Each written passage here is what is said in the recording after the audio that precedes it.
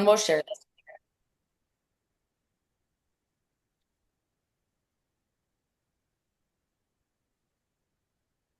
Oh, great. Are we live? Live. Oh, amazing. Hi, everyone. We'll give everyone a few minutes to trickle in. I wasn't sure if we actually pressed go or not. Welcome, welcome. It's 12:02, so I feel like I can at least start introducing ourselves. Everyone, welcome to the first platform mini series. We're so excited. First one ever, first of many, hopefully. Um, if you are unfamiliar with the cohort or the platform, I'm just going to very quickly introduce myself and Sarah Weber here. Sarah founded the cohort back in 2023. She's an absolute powerhouse based here in Pittsburgh. The cohort is a creator community for the creator community. Our ultimate goal is to provide resources and a community for creators that don't necessarily live in New York or LA. Obviously, if you're a creator in maybe a small to mid-sized market, you don't have the same brand opportunities or experiences or resources. And so we really care about putting together those resources and really building community for people in those areas. My name is Mackenzie. I manage the cohort day to day. This webinar series is one of the many newer resources the cohort is launching just to really provide, like I said, those resources and sense of community for creators. So every single year we host a conference. It's called the Platform Conference. I think a few people that I saw attending have attended the conference in the past. So it's called the platform, and the goal is to connect creators, brands, talent managers, agencies, anyone within the creator economy, all in a room and talk about the real shit that goes on in the creator economy. I think this industry can really feel like the wild, wild west. And our goal for the platform is to just get everybody in a room and kind of level the playing field and have those real discussions. We got a ton of really great feedback from this past year, and such great information was shared. We wanted to make sure that that information was as accessible as possible. I think we got so much great feedback that we really wanted to create something that wasn't just once a year, hence the platform mini series. This is a mini version of what we do at the platform every single year. It's quarterly, it's virtual, it's typically $10, and the ultimate goal is the same as the platform, just providing you tangible takeaways that you can apply tomorrow. You're not going to hear overarching stories about people's backgrounds, which are always really interesting. We really care a lot about giving you notes and things that you can implement into your content or your brand or your agency today. So, super excited. We have such a great lineup today. Today, we're specifically talking about pay, specifically pay gaps in the creator economy, not just acknowledging it and that it's there, but also talking about what we can do about it. We already know the problem exists, so it's less about venting and more about strategy. So I am going to open it up to our panel. We'll do a quick round of intros. If everyone could just say their name, what you do, and then why this conversation matters to you. We'll start with you, Claire, because you're all set up with your mic and you're not on mute. The office AC broke. I just want to say I'm not normally this formal. Uh, I'm Claire Sidman, VP of Marketing at Collective Voice. We're a creator marketing platform, helping creators earn through affiliate.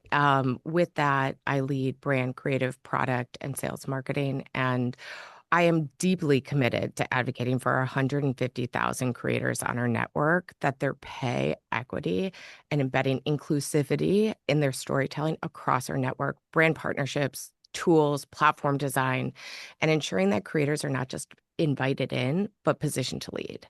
So my work within the marketing team really centers around redefining how brands and creators grow. And I'm really committed to this conversation. Because I think the conversation itself and that we're having it is a commitment to doing more than just more performative inclusion. And am I passing Mackenzie or do you want? Yeah, go ahead. You can pass it. I'm going to pass it to Sarah because you're right below me. Hi, my name is Sarah Urgin, and I'm the director of the creator program at Blavity Inc., which is the largest media company for Black Gen Z and millennials. So everything we do is rooted in multicultural marketing. I oversee all of our creator initiatives from branded influencer campaigns to we just launched a first of its kind creator fellowship, which is a quarterly fellowship. We have influencers on a monthly retainer, and they work hand in hand with our internal social and editorial content teams to develop content. So that's more of like the one-off content for our own lifestyle brands, and then the branded influencer campaign side, which we'll probably talk about more of that today. So super excited. I've always been in multicultural marketing, running campaigns from Beats by Dre to Nike, Foot Locker, Oakley, Timberland, Spirit Brands, all the things. So it's sort of just my jam and it sparks a lot of joy. So happy to be here. I'll kick it to Reggie. Cool. Thanks, Sarah. Thank you guys for having me. I'm Reggie Mitchell. I'm a talent manager and founder of Integrity X. It's a talent agency based here in Pittsburgh, representing content creators and athletes. I really sunk my teeth into the creator space, working on the brand side. I've worked in across a number of different categories, from telco to CPG to sports, and really have taken a lot of what I've learned on the brand side and take it into what I do as a talent manager now. This conversation is super important to me because I represent creators of color. So a big part of my job is making sure they get paid fairly based off their performance, and making sure that we claim our space in the room just as well. So really excited to be here. I think it's great that we have a lot of different representation from different people in the industry, from brands to agencies to creators, managers, because I think transparency is needed, and we need to hear it from everyone who represents this entire creator economy. So I'm really excited to be here. Thanks again. Kick it off to Jade. Hello, everyone. Thank you so much for having me. My name is Jade Powell. I am a social media strategist. I own a social media creative services agency where I specialize in strategy, content creation, and creative direction for other advertising agencies. So a lot of my work centers on supporting agencies on their client work. The brands have ranged from Timberland, Netflix, HBO, Puma, and beyond, and even a random stint with Pfizer, which was really surprisingly fun. And then the other side of my business, I'm also a content creator and LinkedIn influencer, which surprise, surprise, we do exist on that platform. I've been growing my presence on LinkedIn over the past few years now, which has been really fun. And I think one of the biggest things that has really drawn me to this conversation is the conversation around equity, of course. My community is comprised of mainly Black, Brown, and queer creatives. So I'm always looking for ways to further continue the conversation around equity so we can have a sustainable creator economy in the future. I love it. I want to give all of you a round of applause. Those were great answers. So I think just to kick things off, we've seen the stats on pay discrepancy. They're kind of bleak. I'm sure some of us, most of us in this room have somewhat lived through some of those experiences. So just to open things up, where do we feel we are seeing the gap the most? And also, where do we think the fix for this pay discrepancy actually starts? I'll kick it off. So I think one of the biggest perks of my job is that, the creator community, we all love to yap and talk to each other about how much we're getting paid for campaigns, how we're going about approaching our campaigns with potential brand partners. And I think one of the most interesting thing that has kind of come up about talking to other creators across the industry, across different platforms, is that non-white creators are obviously getting paid more than people of color. And I think that's something that is very interesting because one of the main points of or pieces of the conversation that happens often is that, especially for Black women in the space, we often feel like, we may be working twice as hard and not getting the same rate in comparison to our non white counterparts. Excuse me, to our white counterparts. And I think one of the things that has been important for me and that I've encouraged in my community, whether white or not, is how can we foster kind of a community of transparency amongst each other. And I think a part of that is actually talking about how much we get paid on our campaigns. I know whether it's like salary or just day-to-day rates, whether you're a freelancer, contractor, or even now a creator, that conversation can seem very taboo for a lot of people, talking about money publicly is not something that they feel very comfortable with. But I find having the knowledge, because you just simply don't know what you don't know, is really helpful in approaching a brand.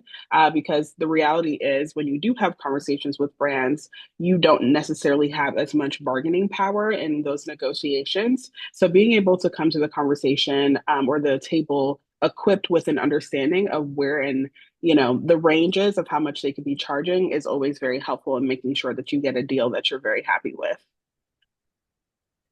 I can piggyback off. I think Jade just brought up a really good point, which specifically around women and women of color. And we know that that pay gap isn't due to settle for another 200 years. Like, that's not okay. And so when we think about how we can accelerate change, we're sitting in this group, as a cohort, talking about how can we take action now, because no one wants to see this continue for 200 years.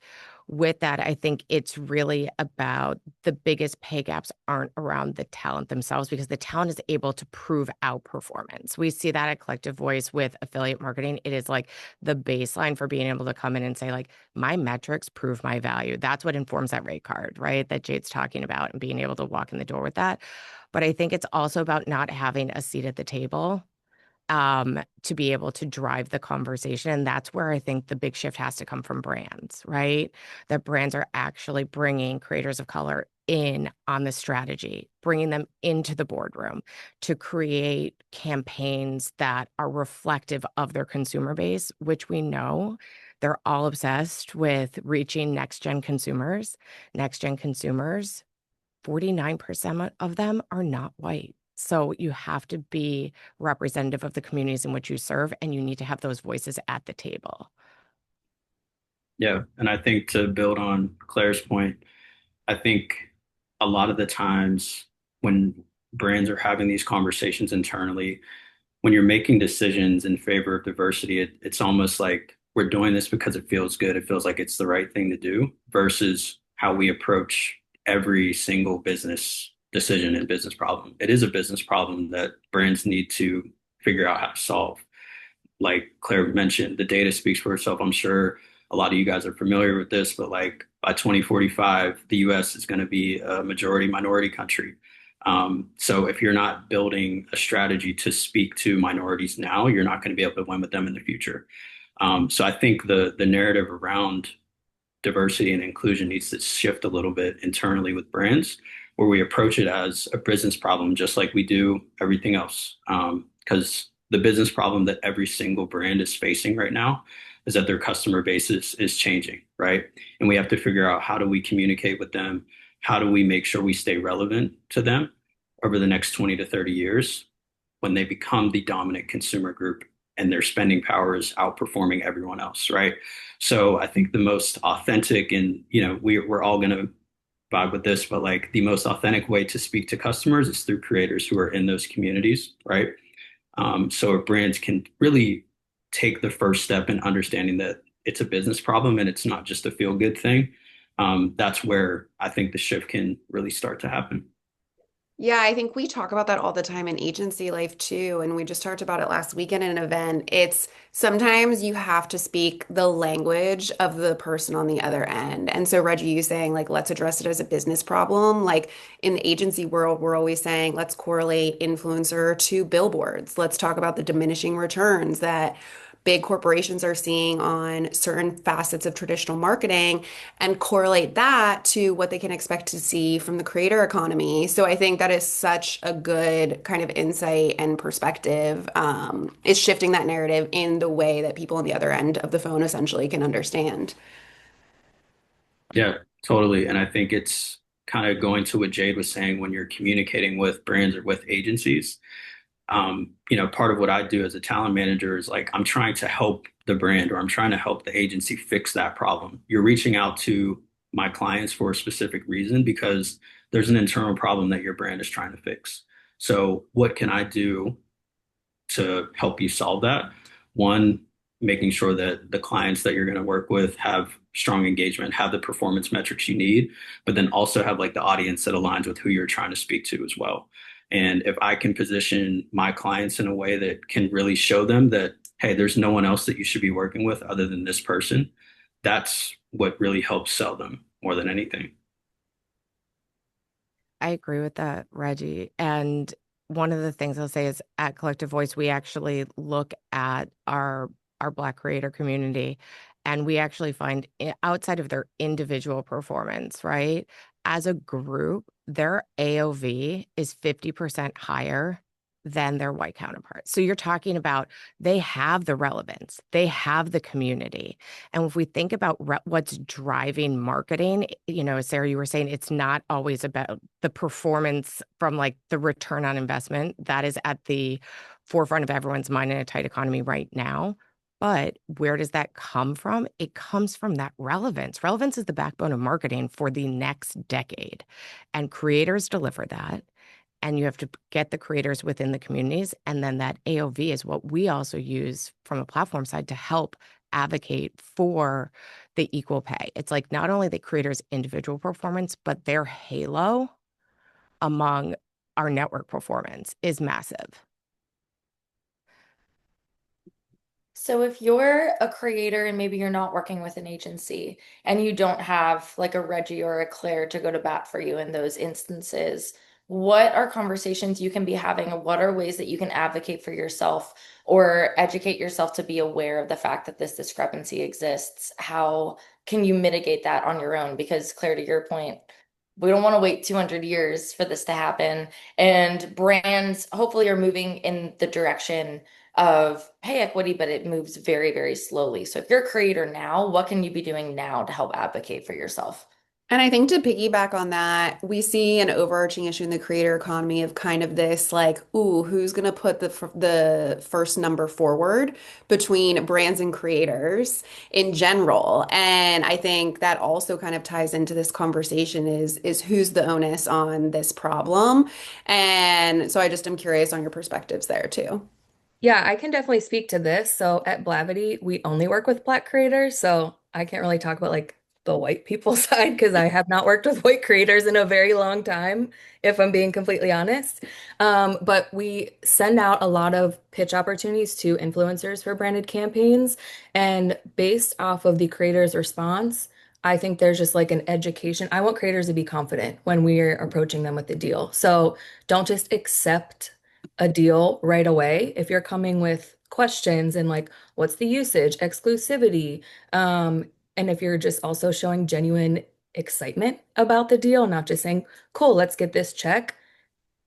I just think that makes me want to work with you more and always ask for more money. 9 times out of 10, I have more money to give you. But obviously, I cannot tell you that.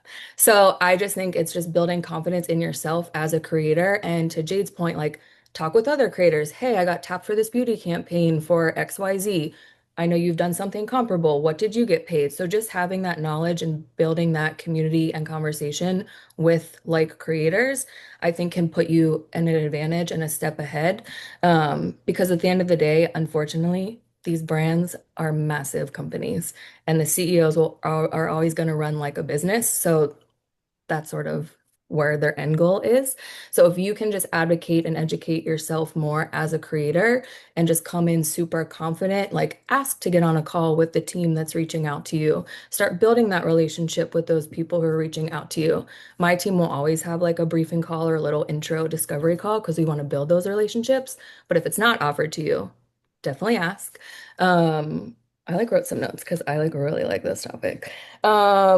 Be collaborative as much as you can. Again, when a brand is asking a creator to do XYZ, there's obviously the full list of guidelines, but be like, hey, that doesn't really vibe with my personality or my content. Like, try to make it as collaborative as possible because just that question and just energy is also going to increase the chances of wanting to work with you again. I look at influencers as people first. So I don't think I'm like, oh, this influencer. Like, no, you're a person who does really great content. You're very powerful at storytelling. How can we work together to amplify a brand story, like beyond that, and giving you the platform to I don't know, just be on a bigger stage, really. So I think it's just being more confident as a creator, and really having those conversations in your respective creator communities. I completely echo what Sarah was saying. I mean, my biggest advice is always to stand on business and don't be afraid to The take the Justin lead on the Bieber video. yes, you're not clocking it. You have to stand on business. Like, I think it's always interesting because I feel like, with a lot of creators and influencers, there's so much it's like excitement about the potential or possibility of a brand working with you that you kind of get lost in the sauce and forget that you also need to feel super comfortable with the deal. And I always say, like, approach it in the same way that you would dating or just like romantic relationships. It should be a two-sided situation, and you should both be bringing something to the table, and you should also walk away from the table feeling that you got to deal with with full reciprocity. For me, I think creators need to take a little bit more control over the conversation and not leave so much responsibility on the brand to drive what the deal could look like, what the partnership outcome is going to be, and think about what are the things that you actually desire out of this partnership. And sometimes it's even not even what they're initially offering. And when I say offering in terms of the partnership, it's not just like about money, it's also just like, do you even want to create the content that they're asking you to create? Do you even want to be a part of the campaign that they're asking you to be a part of? Because this is your personal brand, because this is your voice, your story, your creativity, you want to choose partnerships that are very much in alignment with you. So that also means not being afraid to say no and walking away from the offer as well. And I think if that's something you get more comfortable with, the more you're able to make better informed decisions around which brands you should be partnering with and then what those partnerships look like. Jade, I love that so much because I think when, Mackenzie and Sarah, you were asking, like, how do you get this confidence, right? Like, we're all saying show up confidently. But I think what the underpins is that community, right? Like, Jade, you opened with creators talk. And I think brands need to know that. And they talk openly about money and they're going to talk openly about rates. And so, from that standpoint, how do you show up to that conversation? It's such a taboo topic that I think culturally, as Americans, we've been taught like to not talk about your salary, all of these things. But it's time to flip that script and talk about your value, right? Like, this is what I am worth. You know your value because you have your performance metrics, because you have defined your personal brand as a creator. You know your audience better than the person sitting across the table from you. And I think it's the opportunity to say, like, look, this is where I see that collaboration. Jade and Sarah, you're like, this is where I can plug in. This is what you might not have thought of and how I can give you the best performance.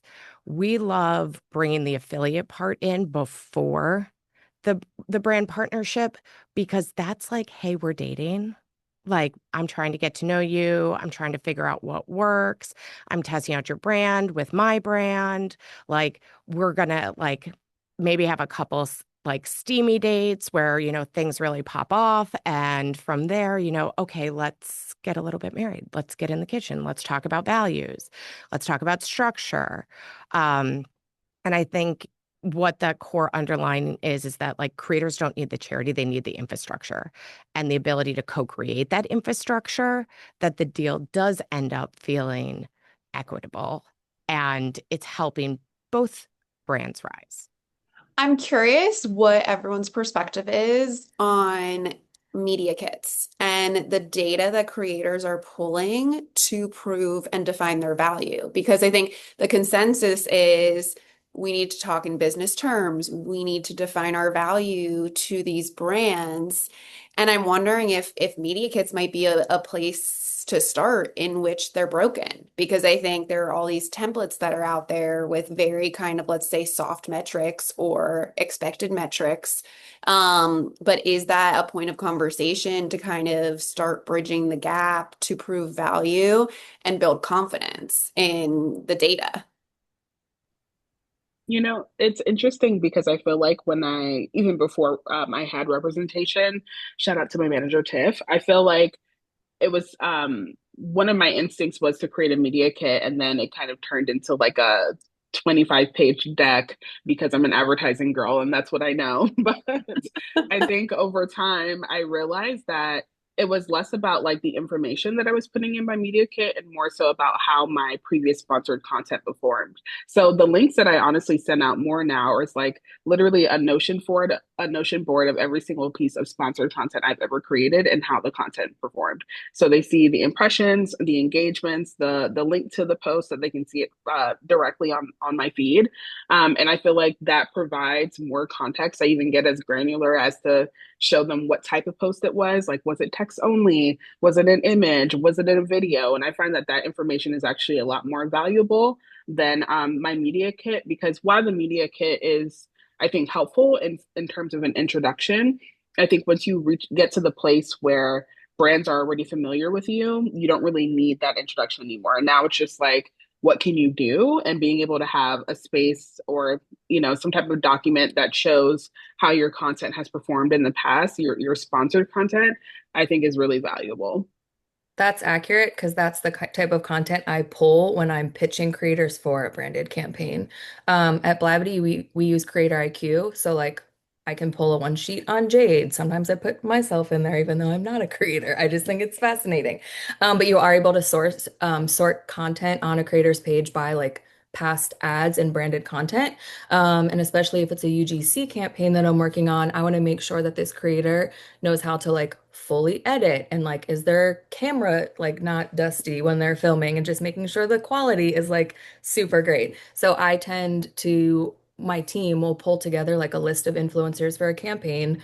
We write a rationale of why they make sense for said campaign, and then we also provide, I don't know, like 2 to 4 links of content that gives the vibe of what we want the output to be. Or if it's for Sephora and they've done past just Sephora non-paid things, we want to include that.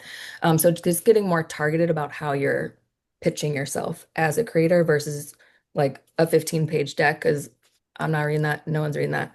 And we already know your engagement rate, or else we probably wouldn't be putting you forward to a brand if it was poor. But I totally agree, Jade. It's all about just like alignment of what you're trying to achieve and just coming in. Again, that's more of like, all right, that's working smarter, not harder. Like, what can get me to this brand quicker? Finding content that aligns with it. They're going to see that connection. That's building the relationship between that brand from the jump before you're even like offered a deal or whatever. Yeah. I think another thing creators can do is like really focus in on what the ask is, like Sarah was saying.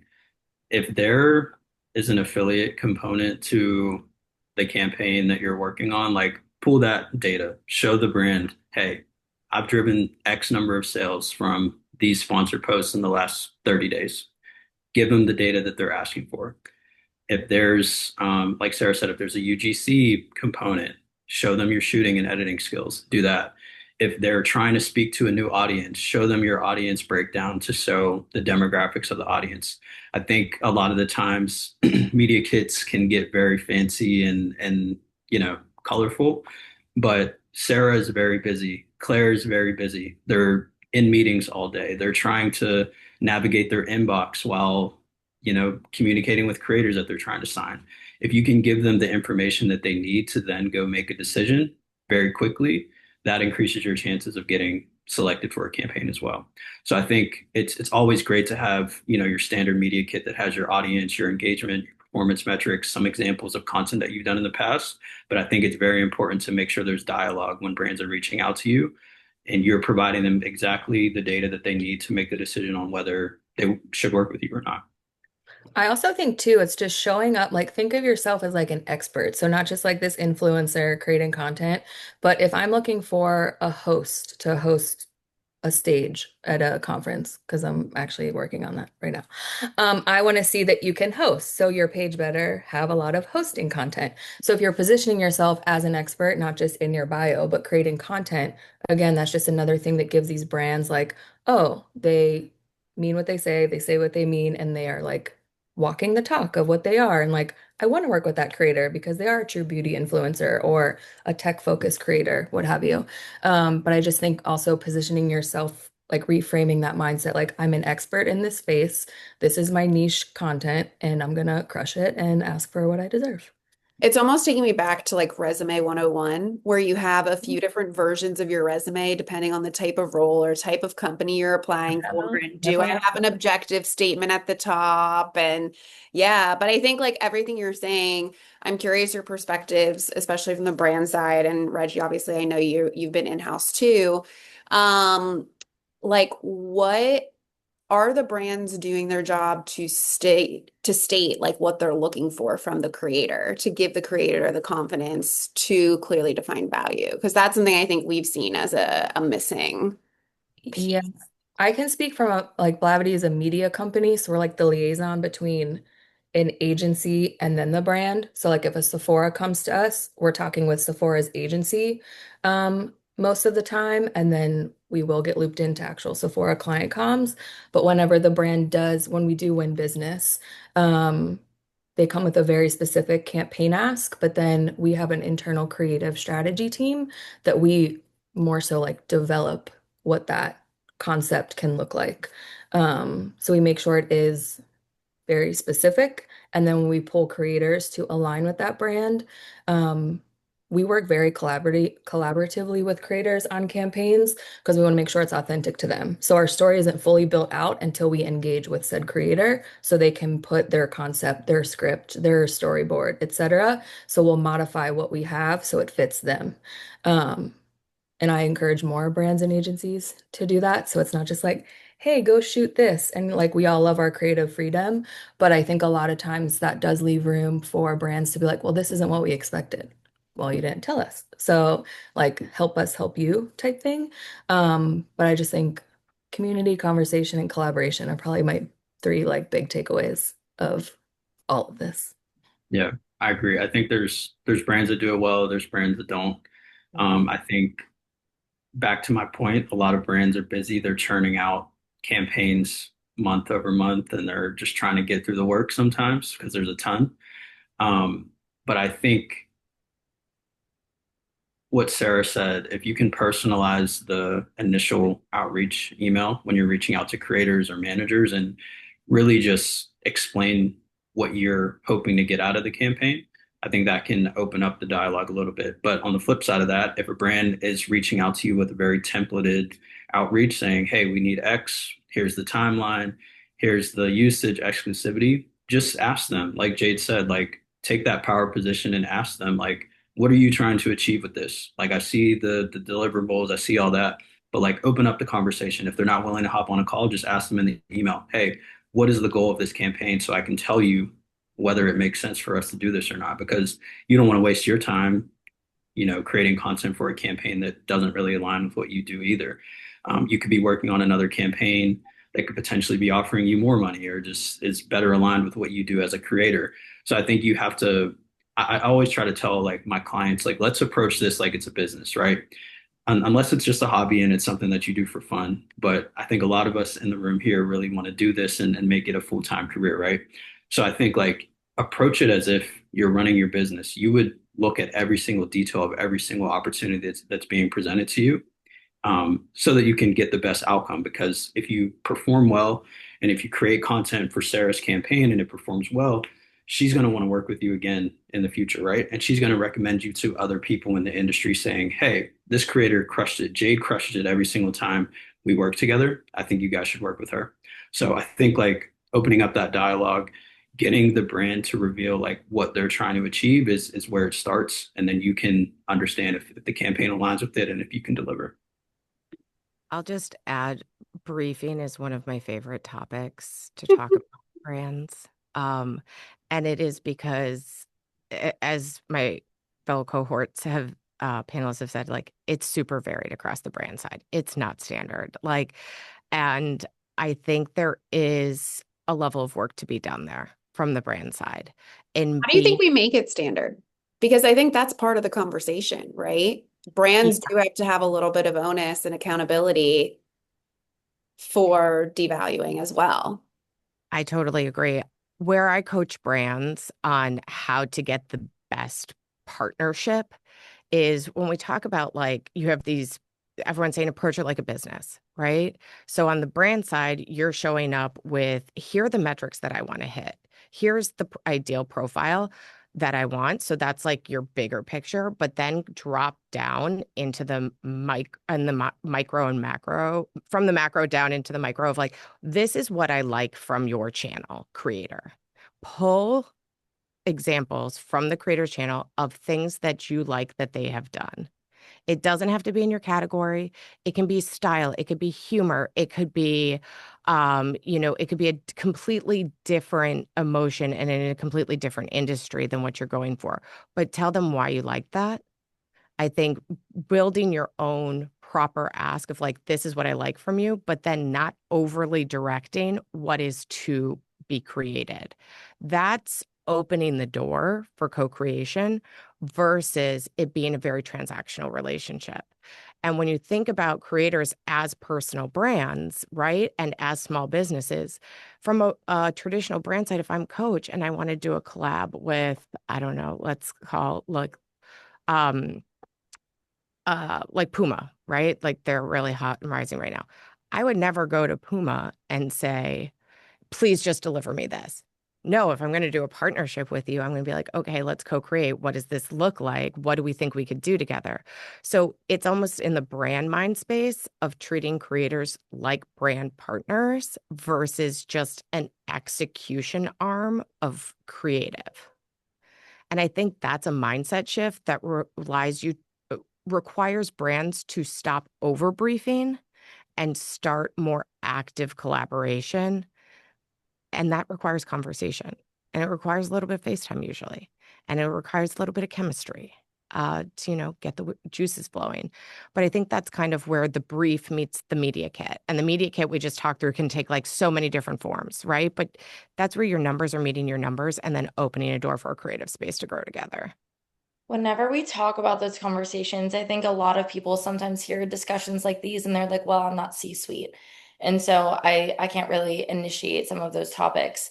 What advice do you have for someone who's listening who might just be like mid-level? How do they play a role? How do we not just leave it up to C-suite to start making those decisions? Oh my gosh, the C-suite doesn't write the briefs. They're more control than they think they are. Mm. Like the C-suite is Sweet not has writing like the never seen brief. one of my briefs. Yeah. So like get in there. I'm just like Start very doing it. raw in the workplace. Like my friends are like, so you don't have a professional voice. I'm like, no, this is what we're doing. I just, to Claire's point, Reggie's point, Jade's point, and also Sarah, to answer sort of your question, it's as the liaison between brand and creator, we put it on ourselves to build that brand, and we set those expectations up front when we're working with a new brand. Like, this is our process. We brief creators. We're going to put together a brief from you or for you to review. And it's that collaborative thing. It's like, hey, brand, what do you need? What are the do's and don'ts from the campaign that you need? Creator, how do you see this coming to life? And then we build out a nice little brief, get it approved by the brand, and then we can properly brief the creator in So moment. that sounds great in theory, right? And I mean, spoiler alert, our conference in May, a big part of the conversation is around co-creation and how to Yep. make sure that that is more prominent in partnerships in the creator economy moving forward. But how does that transcend to the pay discussion? How do brands and our brands even having this conversation internally shift what used to be rates that were very much focused on things like follower count or engagement rates, things of that nature, shifted to thinking, okay, if we're co-creating, if they're going to get involved in campaigns on a larger scale, if they're going to become talent in a photo shoot, how are we able to value that from a pay standpoint? Pull money from production, pull money from here, pull money from there to actually show the creator, like, hey, creator, I want this to be worth your time too. We're not just trying to tap into your community. We're trying to actually build this partnership that's beneficial for both of us. And we place a dollar amount on that and, see it as something that is important.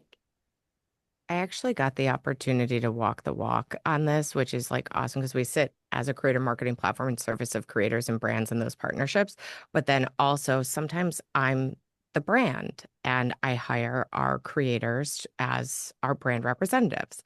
And so what it actually did is created a creator in residence program where we work with Chanel Tyler and she's our in-house creator in residence. She's in the kitchen with us. So in that opportunities there where I was the brand and how do I like make her know this is how I want to operate, this is how I'm seeing your value, is actually saying, hey, I'm going to outline a 6 to 9 month scope of work for you this is how I'm thinking about your channels working for us, how we are going to use our channels. This is what it looks like in partnership, and putting it out as a time commitment, more of like an always on, a bigger scope, saying like, let's build the time to have the in the kitchen time for discussion together that we know is so critical. But we're going to build it in a way that there's fixed deliverables, sure, but then there's also things like webinars and IG lives and, things that are going to require us to meet ahead of time. And I think when you show up and you're like, here's a bigger scope, this is me taking you seriously, and this is asking me investing in you, and I'm asking you to give me that same investment back in me. I think that is the ambassador programs that we're starting to see really come to life and grow more. And I'm sure Sarah and Reggie and Jade, you guys have comments on that too. But I think that's where we're headed, is longer term partnerships. And that's how I would define it is, you're looking at a minimum of like a 6-month scope of work with someone with monthly deliverables. When I was running Beats by Dre's digital influencer program in 2016, all of our creators were on 6-month retainers, and we refreshed every 6 months. And then I did one with like Spirit Brands. We had influencers on a year retainer. So like that was really solid income for them. And to Claire, your point, it's like, sure, we need you to hit 4 posts this month, da da da da. But it's also like, how are you advocating for the brand? We're putting you and your channels on. It just becomes a larger discussion, and it all comes down to time. I think that's really important. So even if you are, as a creator, getting approached with a one-off deal for UGC content, go back and think like, all right, how long is it going to take me to create this and review? And like that should all be factored into how you negotiate as well. Not just looking at it as one video, but there's probably going to be rounds of edits, and you might have to edit the full video, or is the company editing it for you? So just again, thinking of all those things to come back to the brand agency, whoever who pitched you the deal, ask all those questions, because that is going to put the pressure on them and be like, oh, they know what they're talking about. Let's give them more money if it's a creator that we really want, which Right. we do if we reach out to. And I don't think there's a set answer to this. I think this can be like a live discussion. And if there is, great, like please surprise me here. But how, let's say, because I agree, Claire and Sarah, like Mackenzie and I talk often about how the direction is long-term partnerships. The direction is not these one-off campaigns where hey, we're going to engage 6 micro creators, 3 macro creators. This is our budget. We want 1 in feed, 3 stories, etc. But how are you even budgeting for that partnership, right? Like, what does the proposed engagement fee look like? And is there a similar structure that there is currently so often? And I think like everyone has been in a room. I was wanted my first corporate gig where it's like, even looking at stock for photography, we don't have equal representation. We need more X, we need more Y in the stock photos. Like, is that still the conversation that's happening behind the scenes? This is a compound question because I really want a live conversation around if I'm a brand and I want to do a long-term partnership of someone who is 6 months or a year, how do I even approach budgeting for that in my line item? So I think one thing Especially that, looking into 2026 planning, right? yeah, I think one thing that a lot of brands can do and what I've done in previous roles is like look at how much it would cost to produce all of this content that you need over the next 6 months internally. The whole reason the creator started is because you can get the content created at a much cheaper rate than if you had to hire an agency or if you had to hire 2 full-time employees internally to produce all this content for you. So start there, understand where that budget sits, and then you can price out what it would be to run a creator campaign, whether it's a UGC thing that you're just developing content for, or it's like a long-term partnership that you're working with creators over a long time to produce this in real time. There's a very good chance that the creator campaign is going to cost less money than it would if you were to hire out and outsource the work, right? A So I hundred think percent. that's number one. And then number two, I think to get back to like the pay gap situation, I think there's like a personal attachment to budgets that brands have sometimes where they're like, I don't feel like this creator deserves this much money, right? And whether people want to admit it or not, it's happening. And I think if sometimes if we take the perspective of like, look, we're saving so much money by not outsourcing this work and not working through agencies, we're already being efficient. So let's spend the money that we have. And then I think like if anyone who's worked on a brand and has had a conversation with finance, you know, sometimes like if you don't spend the money in that quarter, if you don't spend your yearly budget that year, it makes it even harder to get that money when you go and ask for it next year, right? So I think when there's a discussion around like, should we be paying this creator this much? It's like, let's maximize these budgets as much as possible so that we can continue to get the support we need from finance in the future, so that we continue to get the content that we need for our channels, for the creator channel in general, um, moving forward, so that you don't have to deal with that year after year after year. I also think it's not just budget and plan, like financial planning, but it's also like your business goal. So, like, not every company or brand is going to want to have like a long-term relationship with a group of creators. But like at Blavity with this fellowship, I talked about Blavity's mission is to bring Black people joy and like really investing in creators. So, that is like a vertical that we are very passionate and mission driven and like a business goal for us. So the brand is going to, the brand Plavity is going to carve out a budget to build something like that. So I think it has to also be like, does it make sense? Because sometimes the higher ups are like, we don't need to do that. We can do it internally. We have a video team. Why would we pay creators? But if there's more intention behind the content you want to put out and we want to leverage creators and storytelling, to me, that investment should be made. And in a way that you have a perspective that's not just That's- you, right? I Exactly. think Right. there's obviously a lot of conversation going on right now, and I won't reroute us. And I want to get to a few questions we have about, a room full of white men on C-suite making decisions about campaigns and the impact that that can do when something doesn't land. So we do have about 10 minutes left. I do want to answer. We have one question in the chat that I think is a good one. Um, I'll go ahead and read it. I think everyone should be able to read it themselves as well. What advice would you give to a creator who is willing to ask for more from a local brand or local business, but risk a business not working with you when neighboring creators accept the bare minimum, in parentheses, free? Something I feel I'm consistently struggling with, even though I recognize my value. I say shoot your shot and ask for the money. And if they say no, that's not the right brand for you to work with if they don't want to compensate you. That's all I got on that one. I, I Completely agree. Oh, sorry, Mackenzie, go ahead. Oh, no, that's okay. I'm just going to say this one thing because I want you to think about it whenever you answer. I do think this does kind of circle back to creators advocating for themselves. And we talked so much about amazing ways to do that earlier, but maybe if there's even language that you suggest them using or tactical advice that you have.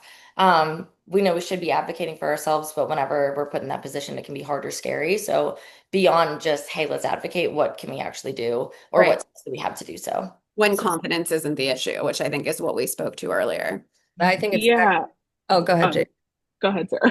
Just real quick, to Jade's point, like showcasing content, like, hey, if you're going to a local coffee shop business that you want to work with, show your love for coffee that you keep posting content about. So it's also being able to create content consistently to align with those brands that you want to work with. Because that will show engagement, just like look at all the positive sentiments in my content that are about coffee shops and how I make my coffees every morning. So just making that connection between you and the brand can also, I mean, they're even if they have just a couple $100 to like for you to do a little post, that's starting somewhere. Yeah, I think that in addition to just like having the proof case through the metrics that you provide, I call those the receipts. I feel like there's like an extra layer where I'll give an example. I was talking to a brand, I want to say a couple of months ago, and they extended me an offer that I quite frankly was not thrilled about. And I just kept pushing. I was like, no, this is not like we have to at least get to like my bare minimum, which what you're offering is a lot lower than my bare minimum. And I remember I just flat out told them, I was like, listen, if you want to work with me, you're gonna know that you're gonna be investing into a level of production that I provide as a creator. You'll get high quality content from me. And because of my years of experience, because this is a job, you also get clear communication and timely deliverables from me. That's something I can flex as a creator because I know that that is the experience that I have. And then every once in a while, I'll also pulling kind of like testimonials or recommendations from other previous brand partners that I've had. So I would even say just like approach it in the same way that you would when you're negotiating like your salary for like a traditional full-time job. It's like you come with like your testimonials or your recommendations from previous employers. In this case, it would be your brand partners. You come with your portfolio, so a showcase of the work that you've done previously, and then you also have the metrics on top of that. And I would say if they're still not willing to flex in any type of way or give you something out of the offer that would make you feel good about it, then that's how you know it's time to walk away. You can't say yes to everything. Yeah. And I think when you walk away, it sends a message to the brand that's louder than anything you probably sent in that email prior to, right? And I can't tell you the number of times that we've turned down opportunities and a brand reaches back out 2 to 3 months later and says, "Hey, we have more budget now. Can we work with you?" So I think to Jade and Sarah's point, like you always have to take that position of power and treat it like a business, you know? The brands they reach out to us all the time saying, "Sorry, our budget doesn't fit your fee. We can't work with you." So why can't we say the same thing to them? The rate you're offering doesn't fit my situation or my rates right now. So let's explore this in 2 to 3 months down the line when you have more budget to work with, you know? We have another question that I want to make sure we hit on. As a Black creator, how do you recommend building a relationship with brands when they want quick turnarounds and one-off projects? Which I know is the default for a lot of brands that haven't prioritized influencer or built out a team or engaged an agency. I love a good old fashioned rush fee. That always makes me feel really Wait, I good. actually have not heard of that in the Oh, industry. I've seen them. Yeah. Yeah, I love a rush fee when because brands often do need quick turnarounds for a lot of reasons. Yeah. And if I feel like I can't actually deliver by their deadline, I'm like, sure, yes, and this is gonna cost more for me to deliver it in this time frame that you've given me. But I think it's like again to the point that we've all been saying, it's just like don't be afraid to advocate for yourself and do the things that you know that you feel very capable of. Oftentimes, too, when what speaking to like the relationship building, I am like a very in your face creator. I want to get on the phone with you. I want to know who your team is. I want to know who you're talking to and why, what you're planning 6 months from now. So, one of the things I've also done is like mastered the art of the upsell. You may be talking to me about a one off project right now, but I'm already in my head planning what we're going to do 3 to 6 months from now. And I think it's like, you know, again, it's like a relationship. You definitely want to test the waters first. Like I always use those one-off engagements as an opportunity to see how they operate when they work with creators. Because I feel like if I feel like you're sloppy and messy, I don't want to continue working with you. But if I enjoy the experience after that initial engagement, I'm like, great. I saw that I got paid. You got your metrics. Now that that's over, let's talk a little bit more about the thing that you mentioned to me 3 months ago. And I feel like you should always be in the mindset of like, how can I upsell this opportunity? How can I get more out of this engagement? And there is a little bit of like, I call it like my friendly internet light stalking. I'm always like following the brands that I want to work with to see what they're doing. I'll see like if they're launching events or products or rolling out any campaigns. Sometimes I get that intel because I'm like, you know, getting friendly with people that work behind the scenes. I think that's where networking really comes into play. I feel like one of the probably 50% of my time spent as a creator is actually not creating, it's networking and making sure that I'm in the rooms where a lot of these decision makers are so that I can have the most information that equips me to be a great creator partner to the brands that I want to work with. I want to touch on a few things there. One, the art of the upsell. We talked at our conference with a lot of the brands there about the fact that they will pay an arm and a leg for usage and like usage in perpetuity. And so they were like empowering every creator in that room, like charge for usage ask the money. Like, we will pay for it. We need it. It is required by C-suite or our legal team, et cetera. So I just wanted to kind of like echo that first and foremost. And honestly, I forgot the second thing I was going to say. So I I want to just, with the specific note around quick turnarounds, if you are presented as a creator with an opportunity that is prefaced, it's a tight turnaround, here are the key delivery dates. If you know, though, that you cannot make them even at a cost, please just decline the opportunity. I respect a creator more for that because you're not going to build any relationship if you're like, I'm going to charge a rush fee and I'm going to say I can do it, but you're still behind. That actually does not build any relationship. And the chances of you working with that brand again are slim because you charged us to not be able to create something. So I think too, it's on the creator also to use their best judgment to build that relationship. I love that, Sarah. It's like the what not to do as well. I think when you're thinking about the upsell, what I like to call it, Jade called it light internet stalking, which I love. I would call it discovery questions, right? Like I want to know as a creator in if a brand's coming to me like and it's quick turn, like why? Kind of, and so that's what you want to know, but you can't ask that outright, right? So it's kind of like, oh, is this a campaign that just launched?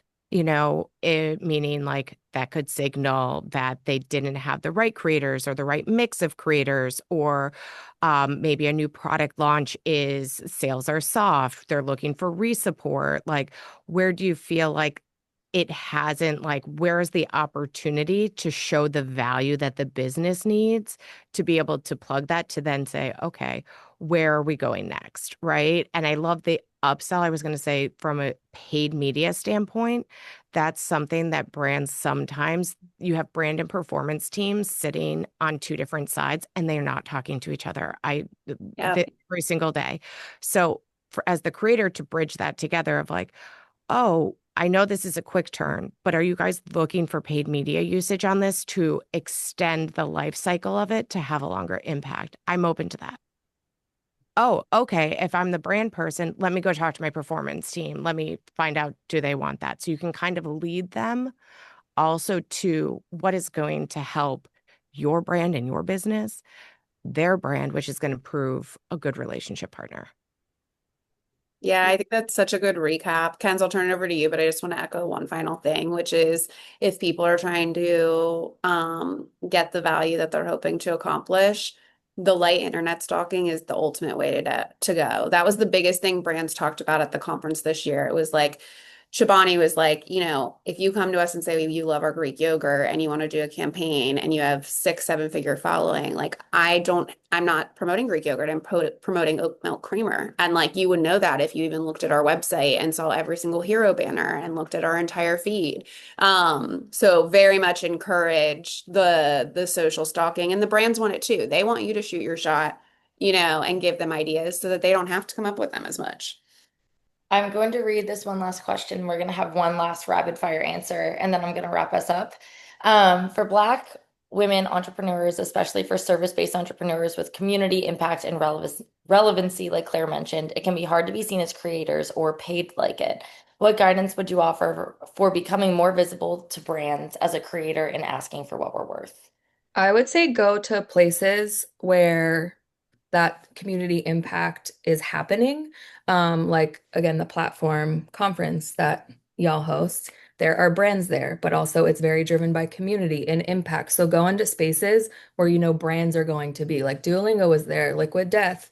So by aligning with that community impact entrepreneurial space that brands are probably sponsoring, they're going to be in the room. Start just networking there and building that in-person relationship. That can go a very long way. I love I would that. also add, be very loud about the fact that you're a creator. I feel like I had to do this, especially coming from the marketing brand side. That was the, arena that most people were most familiar with most familiar with me doing or activating in. So once I wouldn't even say I made the transition because I still do both at the same time. But once I knew I wanted to lean more into my creator influencer era, I literally would like yell it from the rooftops. I'd be like, I'm Jade Powell, I'm a creator. And the more I did that, I think it really like solidified that in people's minds. I'll just add, start posting about the brands you want to work for. Like you got to drive the organic. You got to figure out why you love them and make it 10 different ways. Get on their radar in the spaces that you want to be noticed. So you can be in the room plus one, Sarah, Jade, like being loud plus one. But I think also like you have to do it in the platforms with your content. You have to be loud in your content to get noticed by them. And the best thing you can do is talk about their brand in your unique way. I love that advice. That's advice that we give a lot. Show up. Or I was gonna say, Well, just find other like entrepreneurs in your space that are already doing that and like learn from them. Like, who are those like Issa Rae? Like, how is she creating content? Like, just looking at like who's aspirational to you in that specific lane and use them as like a learning tool. Also, have for to do a content. live with them, like borrow their I equity. wish Issa Rae would do a live with us. You not have to reinvent the wheel. That is like one of my favorite pieces of advice that I've been given is you don't have to reinvent the wheel. There are creators out there who are doing this and doing it well. And if you can find them and look at what they're doing, it's you can skip a few steps. Yeah, So look at equity exchanges within creators. It's unbelievably, I think, undervalued tactic. I agree. So I know we're 2 minutes over. I sadly do have to wrap us, although I think we could talk about this forever. Huge thank you to all of our panelists. You guys were all incredible. I feel like I learned things. I was taking notes, which is an amazing feeling. Hopefully, everybody in the audience feels like they have new tools in their toolbox. If you are a creator and you want to continue this conversation or ask more questions, we do have a Slack channel. I'll throw this in the chat now. Just a link to join if that's something that would be helpful to you. We post in it weekly. There are a ton of other creators and some brands in there as well. And otherwise, stay tuned. Our next platform mini series is in October. I'm so excited. And we also did just launch our early bird tickets for the platform conference. So, Sarah, thanks for the plug there about the conference, but it really is such a great event. And if that's something you're interested in, tickets are now live. So, thank you all so much. Claire, Sarah, Thank you. Reggie, Jade, thank you so much. And thanks to Thank everyone on the you. Thank you Well, table. that was guys. such a great discussion. Part one of many. Yes, Bye. or one of many. Thanks, Bye, guys. everyone. See you Bye. guys. Thanks, guys.